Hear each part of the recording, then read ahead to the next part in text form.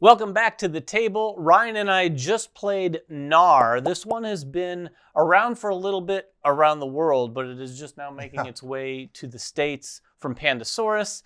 This is a very fast-playing, I would say completely filler style game. It's Viking themed, got sort of Splendor vibes. You're this is like rapid paced game. A little Splendor, a little Nidavellir. It fits kind of in that category of like probably an hour max if you're playing with four players. Absolute max. I think this is like a less than half-hour game. I mean, if you're playing with two players, for sure. Two players are going to knock this game out in like 30 minutes. It feels like a little bit like a drafting game, a little bit like an engine building game, a little bit like a tableau game. It's mixing all these different things, which is something I think recently, at least, I'm really appreciating games that kind of mix those different mechanics. Mm-hmm. When you're looking at the board, it looks like a drafting game. You have this row out here, all these different Vikings that have symbols, and you are effectively going to be taking these and bringing them to your hand and then playing them into your tableau. But the process where you're doing that is a little bit more complicated, and I think that, well, I shouldn't say terribly complicated, but more complicated than just taking them.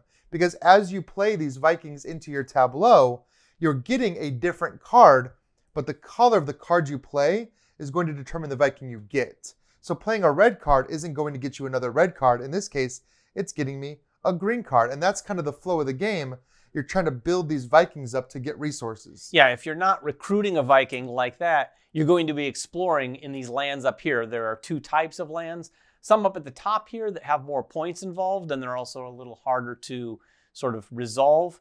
And then these ones here, which give you just sort of more things. All of these lands are going to go above your player board and build yet another kind of little engine you have here. Because not only when you play Vikings into your tableau are you getting everything on that column. When you play the Vikings, you're going to play them in colored columns. You're going to have 5 total, if that. Yeah. And when you play one, you get all the things. The things that you can get these recruit tokens. You can get some of these bracelets. And you can get points, and you can get reputation. Those are the 4 things. Points, that's pretty straightforward. You're going to get points. The first person to 40 is going to trigger the end game, and then you finish that round and see who wins. Reputation is kind of a income-based points. The higher your reputation gets, the more points you're going to get at the beginning of every single turn. So if you can get a lot of reputation going, you're just going to have that little points engine like that. Yeah. And then the recruits and the Bengals give you some flexibility, specifically on the recruits front. Recruits are used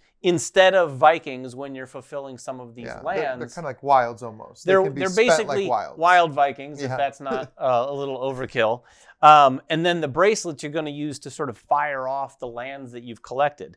When on your turn, if you want to use one bracelet, you can fire off the leftmost column. If you want to use all 3 bracelets, you can collect everything on all 3 of those columns.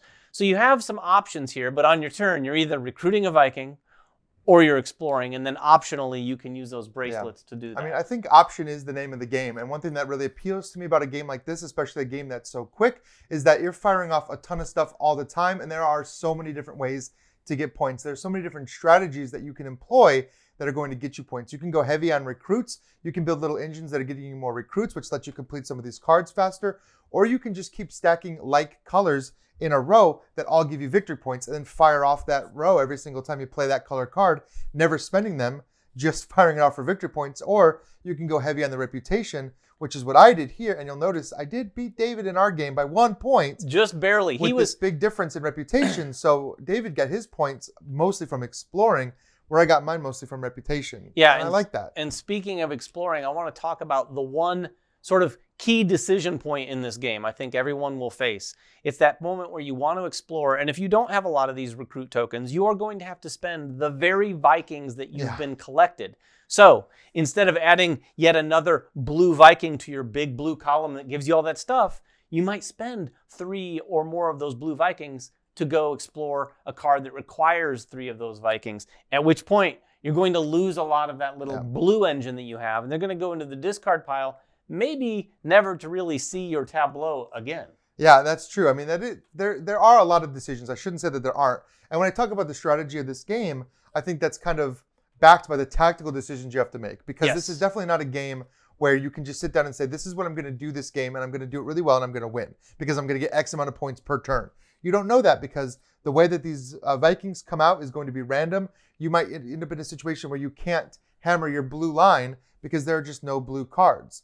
Now you can use those recruits. Another way you can use them, if I play a blue card and I have to take from the blue line, I can spend a recruit to take a different color. So I maybe could play a blue and then grab a blue, but that's very rare and you have to have an engine to produce those. So I do want to say all that kind of in the bubble of who it's for, being that this game actually kind of feels a little Splendor-y to me. For sure. I think this is, if it's certainly the same weight as Splendor. When I read the rules, I thought, this is giving me some Splendor vibes. You're collecting colored items, not tokens in this case, or chips, but these Viking cards. But it's like Splendor Plus. It's a level above. It's the next thing, if you're looking for the next thing, I think. Yeah, for sure, because the Vikings give you some stuff. It's like the chips in Splendor giving you things and then trading those chips in eventually to get other things, but then you don't have those chips anymore. And these chips, or these Vikings in this case, are the gift that keep on giving the longer you have them in front of you and the more of that color that you can acquire from the row. It is a really interesting thing. So if you like games of that ilk, of that weight, I think you'd like this. If you like tactical games, like Ryan said, if you're a long-term planner and you really want to think this through and like become an expert, you can. I don't know, you can, but I don't know that anyone's going to get good at this game and then just dominate every game. Right, because there is such a high luck factor, which is not a problem. No. For a game like this, I think you need that little bit of a luck factor. You can get into a situation where somebody explores and the next one that flips, you have exactly what you need to go do that exploration, and it could be worth a lot of points. Or you could get a card that when you play the card, you get exactly the card that works with your combo. Those kinds of things can happen, but the game is about recognizing those opportunities. So that's what comes, I think, with experience. The more you play this game, the more you're going to see, okay, this one's out here. It wants 3 purples and 2 reds. I can kind of start building towards that. But somebody might take that, and then you have to pivot, and you'll notice, okay, this one over here also needs purple. So there are definitely ways that you can kind of safeguard your strategy a little bit, but it is mostly a turn-to-turn tactical decision of which of your 3 cards to play. And you're deciding that not just based on what they get you or what the column gets you, but also what Viking you're getting for next turn too. And that kind of really builds into your decision as well. Yeah, I think most games of this are going to be kept pretty close if the players know at all what they're doing. It does become a game where you need to make that decision, like I said earlier, when to sacrifice your Vikings, which is on point with the theme. But at the end of the game too, you're going to want to look to see, okay, how close is someone? Ryan might end it. If that's the case, if you think someone's going to end it, you're going to definitely want to sacrifice some of these Vikings to potentially get some of these lands explored, which is what I did. Yeah. Which is the only reason why it's even close, because I was way back here. Well, you recognized that it was about to end. Ryan was like 2 away from ending it, and I figured, okay, I'm going to spend a lot of my Vikings to get this one land that gave me 9 points, which really, 9 points in a 40-point game. That's a lot. It's a fair amount, so it got me this close. Unfortunately, for both of us, our final turn wasn't able to really produce a lot because we had both just sort of spent. Yeah, you know what? I didn't even want to really end the game, but you get your reputation points every round, and so I was at 3rd, so I was like, I have to hope that David can't get up to me and then pass me. So you do have to kind of like read the table. Like reputation can be kind of bite you because maybe you don't want it in the Yeah, I ended the game when you were right behind me. Everyone gets equal turns. I went first, so I'm giving David a whole extra turn. So all that being said, for who the game is for, who it's not for, of course, like if you've been listening along and you're thinking, oh, well, that seems too quick or too light or too random. Sure, it is. If you can't roll with that, then probably you won't get a lot of enjoyment in this game. Because if you are, like I said, if you are planning and you're like, ooh, I'm planning and I'm going to get this, and I'm going to do this, and you're thinking 4 turns ahead, and then somebody takes that one and your whole thing is crumbled, then you're like, I quit. Then, that is going to happen in this game. Somebody's going to take the thing you want, or the card that you think you're going to get when you play, it's not going to be there. Now, for me, like in a 2-hour game, that would annoy me. Sure. But in a 30-minute game, it's like, okay, it just happened. We're going to play another game after this one. Yeah, I would say if you're not in for kind of a wild knockdown, drag-out fight that happens really quickly, that's what this game really felt like to me. Yeah. The giant point swings where Ryan had built this engine with reputation, so at the beginning of every turn he was clicking away. I wasn't getting that, but I had an engine where if I fired off my lands, I was getting some points. I was also a lot of points. Getting some recruits that allowed me to just go back to the well and explore again.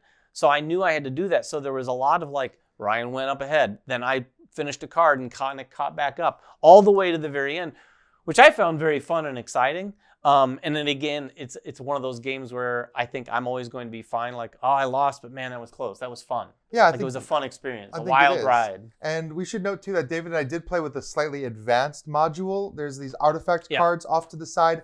If you find the game a little too light, you can add those in. They give you a little bit of rewards for planning out your tableau. In this case, we were getting extra points for columns that have 3. There's a whole variety of those. They give you points for having like complete rows of every color. There's a lot of different things that you can do that kind of motivate you to act in different ways that might be against your better interest in order to score some points. So those do, I don't want to say they make the game complicated at all, but they do raise the weight a little bit. Like if you're playing with the Splendor crowd or you're playing with your family who likes Splendor, maybe play without them first, and then you can bring them in and just kind of 100%. ramps up the game a little bit. I would say you could play without, and then the very second game, you could say, okay, let's try with this. Because I do think, I haven't looked through all the cards. There's a lot of them, though. I get the sense that in some cases, many of these will expedite the game because it just gives you more opportunity to score points or to get a thing.